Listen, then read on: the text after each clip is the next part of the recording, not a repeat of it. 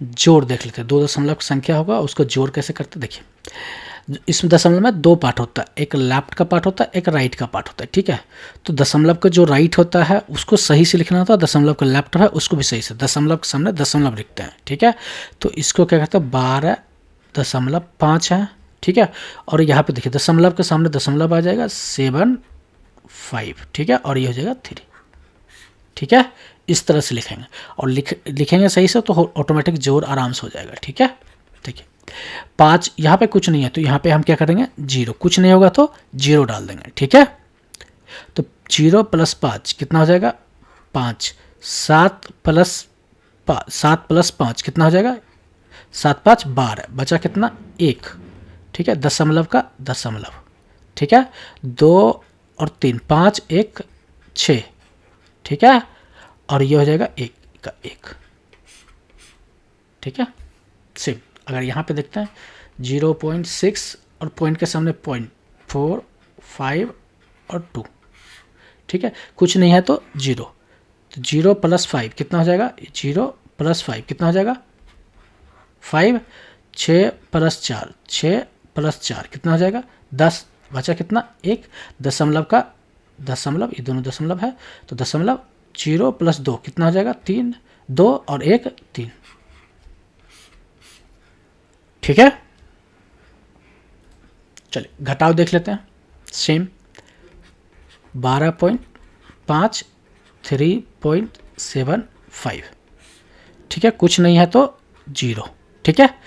0 में से 5 जाएगा, नहीं जाएगा तो इधर से कैरी लेगा, ये हो जाएगा 10, 10 में से 5 गया तो 5, इधर से कैरी लिया था तो 10 में से 5 गया तो 5, बचा कितना 4, 4 नहीं जाएगा, ठीक है। 4 में से 7 नहीं जाएगा तो इधर से 1 कैरी लेगा, ठीक है, तो ये हो जाएगा 4, 14, 14 में 7 गया तो 7, ठीक है,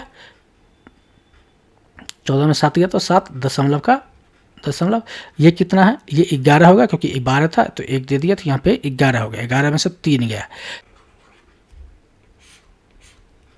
ठीक है।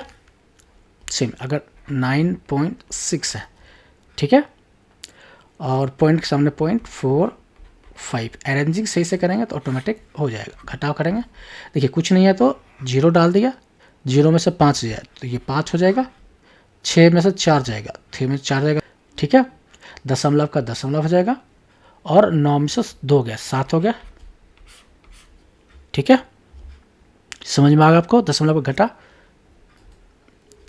दशमलव का गुना देख लेते हैं।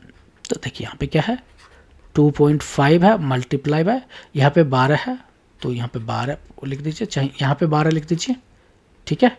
सिंपल है, इसको मल्टीप्लाई कर लेंगे, ठीक है। मल्टीप्लाई करेंगे 12 12 × 5 12 24 12 36 12 44 12 × 60 6, ठीक है, और 12 दूनी 24 और 6 30, ठीक है। अब देखिए यहाँ पे जोड़ेंगे कितने नंबर के बाद यहाँ पे दशमलव है 1 और 1 1 1 है तो यहाँ पर 2 2 होगा, 2 0 लेफ्ट से 2 नंबर जोड़ेंगे 1 2 2 के बाद दशमलव डाल देंगे, ठीक है, तो 3.00, ठीक है। समझ में आ गया आपको। तो ऐसे इसको जोड़ करते हैं, गुना करते हैं, सॉरी। अब इसको गुना करते हैं 0.6 और 0.4 को, ठीक है, 6 चौक 24। अब इसको जोड़ते हैं कितने नंबर के बाद ये दशमलव था पीछे से 1 और 1 इधर 1 1 2 2 पीछे से काउंट करते हैं 1 और 2 2 के बाद दशमलव डालते हैं, कुछ नहीं है तो 0 डाल देते हैं, ठीक है। इस तरह से हम गुना करते हैं दशमलव का, ठीक है। दशमलव का भाग देख लेते हैं। देखिए भाग करते हैं तो ये हो जाएगा 1.5 मतलब 1.5 और ये होगा 4.5, ठीक है। दशमलव एक संख्या के बाद है और दूसरी संख्या के बाद है, ठीक है, मतलब एक ही संख्या किधर है लेफ्ट से इधर भी, एक संख्या इधर भी, तो 15 या 45 इसको ऐसे भी कर सकते हैं, ठीक है। ये हो जाएगा 0, ठीक है।